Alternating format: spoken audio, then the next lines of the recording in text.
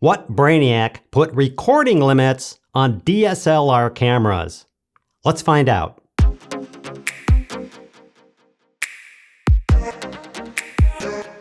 DSLRs have limitations on how long they can record video. Why? Well, there's a couple of reasons. Initially, recording video on a DSLR camera was kind of an accident. Adding video to a DSLR let press photographers capture short clips for their websites, but more so, consumers wanted to do video as well as photography with their cameras. It was kind of an afterthought, and when people saw they could not only do video, but do it with all the cool features in the camera they had, such as they did with photos, interchangeable lenses, beautiful depth, sharp images, without having to invest tens of thousands of dollars into high-end filmmaking video equipment, that market eventually exploded. In many places across the world, there are laws that decide what makes a video camera and what makes a photography camera, and the decision was based on, does it record video or take pictures? And the law stated what constituted a video as in X minutes long. And the difference was how much these items were taxed. Import taxes. You paid much more tax on a video type camera than photo type cameras, and when you're Sony, Canon, and Nikon, that's a hell of a lot of tax to pay, tens of millions of dollars in fees to get their product into a country.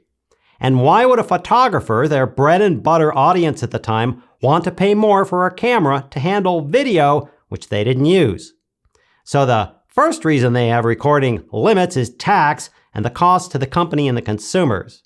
Now, before you jump up and scream how terrible the manufacturers and the governments and the big business is, there are other reasons these cameras were limited in recording time. The next is the file system used at the time by these camera cards for recording. The file system was called FAT32, and that system could only handle a max file size of 4 gigabytes. That sounds like a lot, but manufacturers had to set some limit, as they don't know if you're shooting at 480, 720, 1080, or beyond, and it's mathematically simpler just to set a time limit of like 10 or 12 minutes.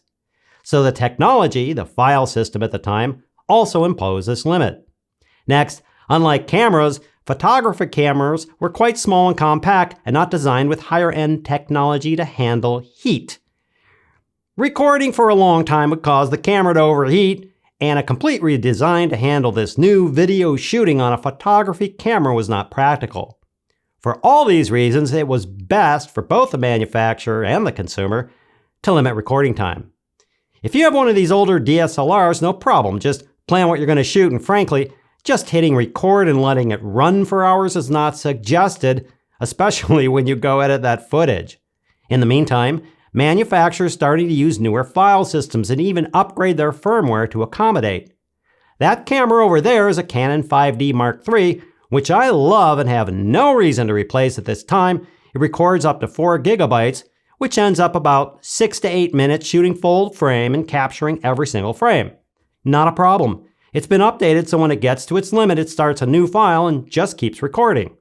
I bring 28 minutes of video into my editor, and it's 2 or 3 files, and I place them next to each other, and they are perfect. Not a single frame was lost in that 28 minutes.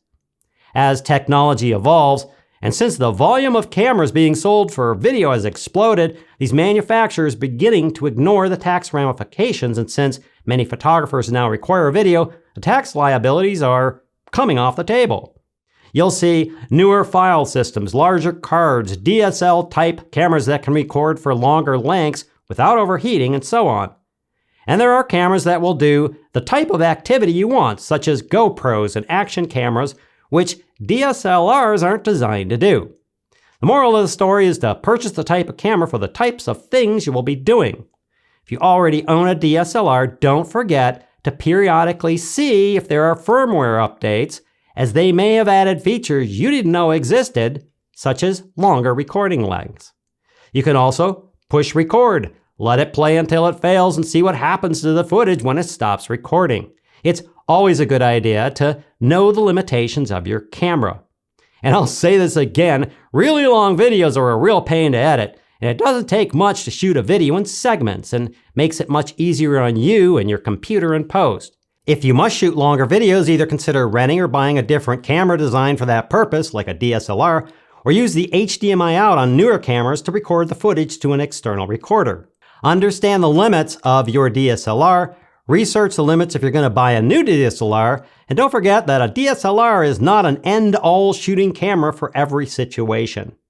I've included links in the description to various cameras you can take a look at, and don't forget to click the subscribe button if you like these videos. I hope that helps. Thanks for watching, and we'll see you next time.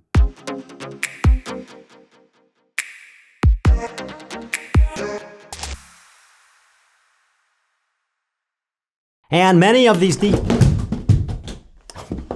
oh,